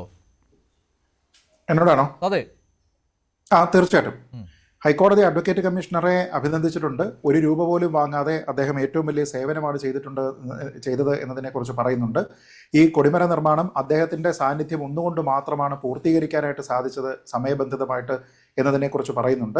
തന്നെയുമല്ല, അദ്ദേഹം 1 രൂപ പോലും പ്രതിഫലം വാങ്ങുന്നില്ല എന്നുള്ളതിനെ ശ്ലാഘിച്ചുകൊണ്ട്, അതുകൊണ്ട് തന്നെ ഞങ്ങൾ ഈ ഓർഡർ അക്സെപ്റ്റ് ചെയ്തത്, ഈ റിപ്പോർട്ടുകൾ അക്സെപ്റ്റ് ചെയ്തതിന് ശേഷം ഫൈനൽ ഓർഡർ ഇറക്കുന്ന സമയത്ത് അവസാനമായിട്ട് ഞങ്ങൾ ചെയ്യേണ്ടിയിരുന്നത് അദ്ദേഹത്തിൻ്റെ റെമ്യൂണറേഷൻ എന്താണെന്നുള്ളത് ഫിക്സ് ചെയ്യുക എന്നുള്ളതായിരുന്നു. പക്ഷേ അദ്ദേഹത്തിന് ഇത് വേണ്ട, ഇത് അയ്യപ്പനോടുള്ള ഡെഡിക്കേഷൻ ആണെന്ന് അദ്ദേഹം പറഞ്ഞതുകൊണ്ട് ഞങ്ങൾ അങ്ങനെയുള്ള ഒരു ഓർഡർ ഇടുന്നില്ല എന്ന് പറഞ്ഞുകൊണ്ട് അതിൻ്റെ തുടക്കം മുതൽ അവസാനം വരെ അവസാന ഓർഡറിൽ, കോടതിയുടെ അന്തിമ ഓർഡറിൽ അദ്ദേഹത്തിനെ അടിമുടി വാനോളം അദ്ദേഹത്തിനെ പ്രശംസിക്കുന്നതാണ് ആ ഓർഡർ. പക്ഷേ ഹൈക്കോടതി തന്നെയാണ് ഇപ്പോൾ വിജിലൻസിന്റെ ത്വരിത പരിശോധനയ്ക്ക് ഉത്തരവിട്ടതും. തീർച്ചയായിട്ടും അത് വിജിലൻസ് അന്വേഷിക്കുകയാണല്ലോ. വിജിലൻസ് അന്വേഷിച്ചതിന് ശേഷം ഇങ്ങനെ ഒരു ഡിസ്ക്രിപ്പൻസി ഇതിലുണ്ട് എന്ന് പറയുന്ന സമയത്ത് സ്വാഭാവികമായിട്ടും അത് അന്വേഷിക്കൂ എന്ന് മാത്രമേ പറയുകയുള്ളൂ. പക്ഷേ അവിടെ ഞാൻ നേരത്തെ പറഞ്ഞതുപോലെയുള്ള എന്തോ ഉണ്ടെന്നുള്ള സംശയം കൂടി വരുമല്ലോ. അഡ്വക്കേറ്റ് കമ്മീഷണർ അന്ന് കണ്ടെത്താത്ത ചില കാര്യങ്ങൾ ഇതിലുണ്ടാവും. അതാണല്ലോ ദേവസ്വം വിജിലൻസ് കണ്ടെത്തിയിരിക്കുന്നത്. അല്ല, അതാണ് അങ്ങനെയുള്ള ഒരു സംശയം പ്രകടിപ്പിക്കുന്നതിന്റെ ഗ്രൗണ്ട്സ് അതാണ്. പക്ഷെ ഞാൻ പറഞ്ഞത്, ഒരു തട്ടിപ്പ് അവിടെ ഉണ്ട് എങ്കിൽ ആൾക്കാർക്ക് റെസീറ്റ് ഇല്ല എന്ന് മാത്രമല്ല നമ്മുടെ കയ്യിലും ഉണ്ടാവരുത്. അപ്പം ഞാൻ പണം തട്ടിച്ച് ഒരു സ്ഥാപനം നടത്തിയിട്ട്, ഞാനിപ്പോൾ ഒരു ധനകാര്യ സ്ഥാപനം നടത്തുകയാണ്, എന്നിട്ട് ഞാൻ മഞ്ജുഷിൽ നിന്നും ഫറൂഖിൽ നിന്നും ജയരാജിൽ നിന്നും ഒക്കെ 5 ലക്ഷം രൂപ വീതം വാങ്ങി, നിങ്ങൾക്ക് അതിൻ്റെ റെസീറ്റ് തന്നില്ല. പക്ഷേ എൻ്റെ ലെഡ്ജറിൽ ഈ സാധനം ഉണ്ടെങ്കിൽ ഞാൻ പെട്ടില്ലേ? പിന്നെ തട്ടിപ്പാണോ? അതേസമയം നിങ്ങൾക്ക് റെസീറ്റ് തന്നു, എൻ്റെ കയ്യിൽ ഇല്ല എന്നുണ്ടെങ്കിൽ പിന്നെയും പറയാം അത് എൻ്റെ റെസീറ്റ് അല്ല എന്ന് പറയാം. പക്ഷേ എൻ്റെ ബുക്ക് ഓഫ് അക്കൗണ്ട്സിൽ ഈ സാധനം ഉണ്ടെങ്കിൽ എന്ത് ചെയ്യും? അതായത് ഇതിനകത്ത് പറഞ്ഞിരിക്കുന്നത്, ഇതിൽ ശ്രീ ജയരാജ് മനസ്സിലാക്കേണ്ടുന്ന ഒരു കാര്യം, അതാണ് പ്രശ്നം. അല്ലല്ല, നോക്കൂ, അവിടെ ശ്രീ ജയരാജ് മനസ്സിലാക്കാത്തൊരു കാര്യമുണ്ട്. ഈ അഡ്വക്കേറ്റ് കമ്മീഷണർ അവിടെ വന്നതിന് ശേഷം ആദ്യം ആവശ്യപ്പെട്ടത് ഈ കൊടിമര നിർമ്മാണവുമായി ബന്ധപ്പെട്ട ഒരു സെപ്പറേറ്റ് അക്കൗണ്ട് വേണം എന്നാണ്. ഈ കോടതിയുടെ അന്തിമ ഓർഡർ വായിച്ചു കഴിഞ്ഞാൽ അത് മനസ്സിലാവും. സെപ്പറേറ്റ് അക്കൗണ്ട് വേണമെന്ന് പറയുന്നു. ഈ കൊടിമര നിർമ്മാണവുമായി ബന്ധപ്പെട്ട പണമിടപാടുകൾ മുഴുവനും ഈ ഒരു അക്കൗണ്ട് വഴിയാണ്. അതായത് നമ്മൾ ഈ പറയുന്ന കമ്പനിയിൽ നിന്നുള്ള പണം എടുത്ത് കൊണ്ടുവന്നിരിക്കുന്ന ഉൾപ്പെടെ ഇതിലാണ്. അവസാനം ഇത് പൂർത്തിയാക്കിയതിന് ശേഷം എക്സസ് ആയിട്ടുണ്ടായിരുന്ന 13 ലക്ഷം രൂപയുണ്ട്. അത് ഈ അന്തിമ റിപ്പോർട്ട് സമർപ്പിക്കുന്നതിൽ അഡ്വക്കേറ്റ് കമ്മീഷണർ കോടതിയോട് പറയുന്നുണ്ട്. 13 ലക്ഷം രൂപയുണ്ട്. അതിൽ എനിക്ക് തോന്നുന്നു 10 ലക്ഷം രൂപയോ മറ്റോ ദേവസ്വം ബോർഡിൽ നിന്ന് ആദ്യം കടമായിട്ടോ മറ്റോ സ്വീകരിച്ചതാണ്. അത് തിരിച്ചു കൊടുക്കുന്നു. ബാക്കി 3 ലക്ഷം രൂപ വരുന്നുണ്ട്. ആ ബാക്കി 3 ലക്ഷം രൂപ കൊണ്ട് ഇതിൻ്റെ പ്രതിഷ്ഠ സ്ഥാപനം, അതായത് ഈ കൊടിമരം സ്ഥാപിച്ചിരിക്കുന്നതിനുമായി ബന്ധപ്പെട്ട് ചില ചടങ്ങുകൾ നടത്തണമെന്ന് അങ്ങോട്ടൊരു റിക്വസ്റ്റ് കൂടി വെക്കുന്നുണ്ട് ആ പണം ഉപയോഗിച്ചുകൊണ്ട്. അതുകൂടി പരിഗണിച്ചതിന് ശേഷം കോടതി ഇത് ഗ്രാൻഡ് ചെയ്യുകയാണ്. ഈ ഫൈനൽ റിപ്പോർട്ടിൽ ഇദ്ദേഹത്തിന്റെ ഒരേ ഒരു റിക്വസ്റ്റ് ഇത് മാത്രമാണ് എന്ന് പറഞ്ഞിട്ട് അതിനെ ഗ്രാൻഡ് ചെയ്യുന്നുണ്ട്. എന്ന് വെച്ചാൽ സെപ്പറേറ്റ് അക്കൗണ്ടിൽ വെച്ചിട്ട് 13 ലക്ഷം രൂപ എക്സസ് ഉണ്ടായിരുന്നു. അപ്പോൾ പിന്നെ അതിലെവിടെയാണ് തട്ടിപ്പ്?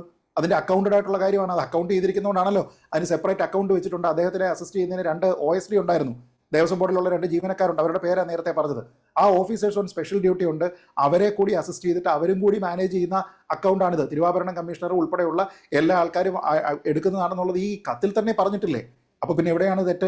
അത് കൃത്യമായിട്ട് അക്കൗണ്ട് ചെയ്തിട്ടുണ്ട്. അതിന്റെ ഡീറ്റെയിൽസ് മുഴുവനും അദ്ദേഹം സമർപ്പിച്ചിരിക്കുന്ന അന്തിമ റിപ്പോർട്ടിലുണ്ട്. കോടതി ആ ഫൈനൽ ഓർഡറിനകത്തിലും അതിനെപ്പറ്റി പറയുന്നുണ്ട്. അപ്പൊ അത് അറിയാതെയാണ് പോകുന്നതിന് വേണ്ടി. പക്ഷേ ഞാൻ പറയട്ടെ, മറ്റൊരു കാര്യം എന്ന് പറയുന്നത്, ഇതേ ദേവസ്വം വിജിലൻസ് തന്നെയല്ലേ ഈ LDF ഭരണസമിതിയുടെ കാലത്ത് ക്രമക്കേട് ഉണ്ടായിട്ടുണ്ട് എന്ന് റിപ്പോർട്ട് നൽകിയത്? ദേവസ്വം വിജിലൻസ് ആണല്ലോ അല്ലെ? അപ്പോൾ അന്ന് രാഷ്ട്രീയം അല്ല, വേണമെങ്കിൽ രക്ഷിക്കാമായിരുന്നു, LDF ഭരണസമിതിയെ രക്ഷിക്കാമായിരുന്നു. അങ്ങനെ ചെയ്തില്ല. ഇല്ല, അത് സാധ്യമല്ല. കാരണം എന്താന്ന് വെച്ചാൽ, ഈ ദേവസ്വം ഭരണസമിതി LDFന്റെ ഭരണകാലത്ത് ഉണ്ടായിരുന്നവർ പെട്ടുപോയതിന്റെ കാരണം അതുമായി ബന്ധപ്പെട്ട് താഴെയുള്ള ഓഫീസർമാർ എടുക്കുന്ന തീരുമാനങ്ങളായിരുന്നില്ല, മറിച്ച് ഇതിന്റെ ഭരണസമിതി തീരുമാനിക്കേണ്ടുന്ന കാര്യങ്ങളാണ്. ഇപ്പോൾ ഉദാഹരണത്തിന് ഒരു പ്രൊസീജിയർ എസ്റ്റാബ്ലിഷ് ചെയ്യുകയാണ്. അതായത് അവിടെ വരുന്ന സാധനങ്ങൾക്ക് നിങ്ങൾ റെസീറ്റ് കൊടുക്കണം, 3A റെസീറ്റ് കൊടുക്കണം എന്ന് ഒരു പ്രൊസീജിയർ ഉണ്ടെങ്കിൽ അത് വയലേറ്റ് ചെയ്തിട്ടുണ്ടെങ്കിൽ വയലേറ്റ് ചെയ്തിരിക്കുന്ന ഉദ്യോഗസ്ഥനാണ് പ്രശ്നം. ഇപ്പോൾ ഏതെങ്കിലും ഒരു ശാന്തി രാവിലെ 5 മണിക്ക് തുറക്കേണ്ടത് അമ്പലത്തിൽ വന്ന് തുറക്കുന്നില്ല എന്നുണ്ടെങ്കിൽ അയാൾക്കെതിരെ നടപടി, അല്ലാതെ ഭരണസമിതിക്കെതിരെ നടപടി വരത്തില്ല.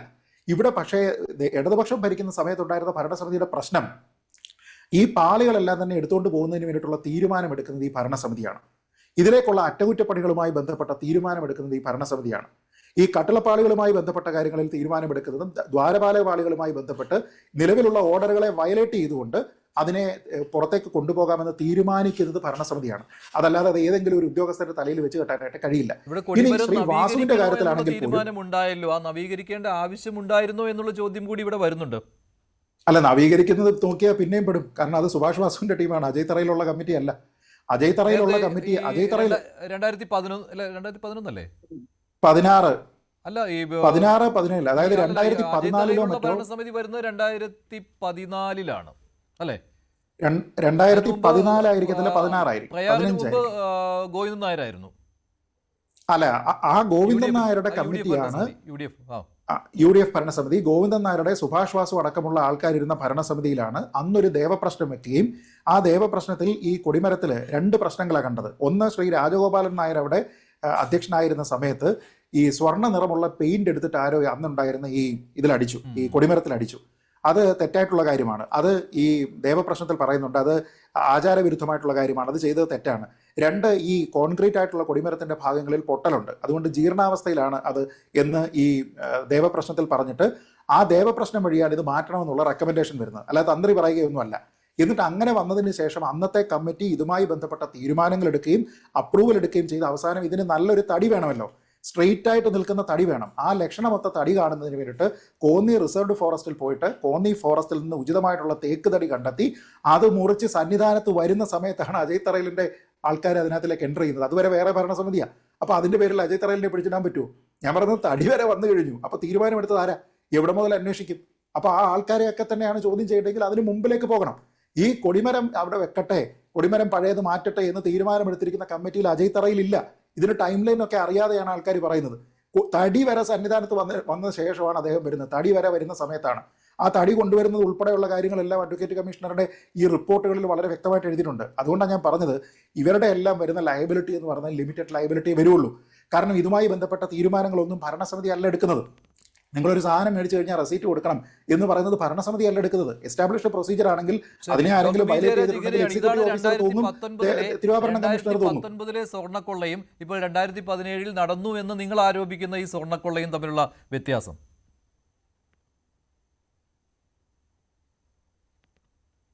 ഇതിനകത്ത് ആരോപണ പ്രത്യാപനമൊന്നുമില്ല മഞ്ജുഷ. ഇതിനകത്തുള്ള വിഷയം എന്ന് പറഞ്ഞു കഴിഞ്ഞാൽ ശബരിമലയായിട്ട് ബന്ധപ്പെട്ട് കുറേ കാലങ്ങളായിട്ട് തുടർന്നു വന്നിട്ടുള്ള പ്രശ്നങ്ങളിങ്ങനെ പരിശോധന നടത്തിക്കൊണ്ടിരിക്കുകയാണ്. ഹൈക്കോടതിയുടെ നിർദ്ദേശപ്രകാരമാണ് ഇത്തരം ചടങ്ങുകൾ നടക്കുന്നത്. ആ ചടങ്ങുകളുടെ ഈ അന്വേഷണങ്ങൾ നടക്കുന്നത്. ആ അന്വേഷണങ്ങളിൽ SITയുടെ നേതൃത്വത്തിൽ അന്വേഷണം നടക്കുന്നു, വിജിലൻസിൻ്റെ നേതൃത്വത്തിൽ അന്വേഷണം നടക്കുന്നു. അങ്ങനെ പലവിധ അന്വേഷണങ്ങൾ. ഇത് പൂർണ്ണമായിട്ട് ഇതിനകത്ത് ഇടതുപക്ഷ ജനാധിപത്യ മുന്നണി സർക്കാരിൻ്റെ ഒരു നിലപാടുണ്ട്. ഇതിനകത്ത് ആരൊക്കെ മോഷണം നടത്തിയാലും അവരെയെല്ലാം ഇതിൻ്റെ മുന്നിൽ കൊണ്ടുവരണം, നിയമത്തിൻ്റെ മുന്നിൽ കൊണ്ടുവരണം, അവർക്ക് ശിക്ഷ വാങ്ങി കൊടുക്കണമെന്ന് തന്നെയാണ്. പിന്നെ ആളുകളെക്കുറിച്ച് പറഞ്ഞില്ലേ, അവരെക്കുറിച്ച് എന്താണ് പറയുന്നത്? കുറ്റപത്രം സമർപ്പിക്കട്ടെ. കുറ്റപത്രം സമർപ്പിച്ചു കഴിഞ്ഞ് കുറ്റക്കാരാണെങ്കിൽ കുറ്റപത്രം സമർപ്പിച്ച് കുറ്റക്കാരാണെന്ന് തെളിഞ്ഞു കഴിഞ്ഞാൽ അവരെ എല്ലാം നടപടിയെടുക്കും. ഇതിനകത്ത് ഇടതുപക്ഷത്തിൽ പത്മകുമാറിനെതിരെ ബോധ്യമില്ലാത്ത അജയ് തറയിലിനെ പിടിക്കണമെന്ന് പറയുമ്പോഴും അതിനകത്ത് ഒരു മാറ്റമില്ല. പത്മകുമാറിനെതിരെ എന്തെങ്കിലും കുറ്റമുണ്ടെന്ന് തെളിഞ്ഞു കഴിഞ്ഞാൽ പത്മകുമാറിനെ അറസ്റ്റ് ചെയ്ത് കൊണ്ടുവന്ന സമയത്ത് ആരാണ് ഇതിന് പിന്നിൽ എന്ന് ചോദിച്ചാൽ പത്മകുമാർ പറഞ്ഞ എന്താണ്? എന്തായാലും ശവന്തീനി അല്ല എന്ന്. അപ്പോൾ ആരെയാണ് ഉദ്ദേശിച്ചത്? അല്ല, അത് ആരും ആയിക്കോട്ടെ, പത്മകുമാറിന്റെ മുകളിൽ ആരും ആയിക്കോട്ടെ, പത്മകുമാർ കുറ്റക്കാരനാണോ? പക്ഷെ അയാളുടെ ഉദ്ദേശിച്ച പത്മകുമാറിന്റെ മുകളിൽ ആരും ആയിക്കോട്ടെ, ശ്രീ ജയരാജ്, പത്മകുമാർ കുറ്റക്കാരനാണോ? അല്ല, ഇന്ന് കുറ്റക്കാർ അത് തെളിയിക്കാൻ പോകുന്നതല്ലേ ഉള്ളൂ. അത് തെളിയിക്കണം. പക്ഷേ അതേ തറയിലിന്റെ കാര്യത്തിൽ നമുക്ക് സംശയമില്ല അല്ലേ? ചർച്ച അവസാനിപ്പിക്കുകയാണ്. നന്ദി. ചോദ്യം ഇതായിരുന്നു, ശബരിമല സ്വർണ്ണക്കൊള്ള ആരോപണം UDFിലേക്കാണോ നീങ്ങുന്നത്? അതെ എന്ന് 34% പ്രേക്ഷകർ, അല്ല എന്ന് 63%.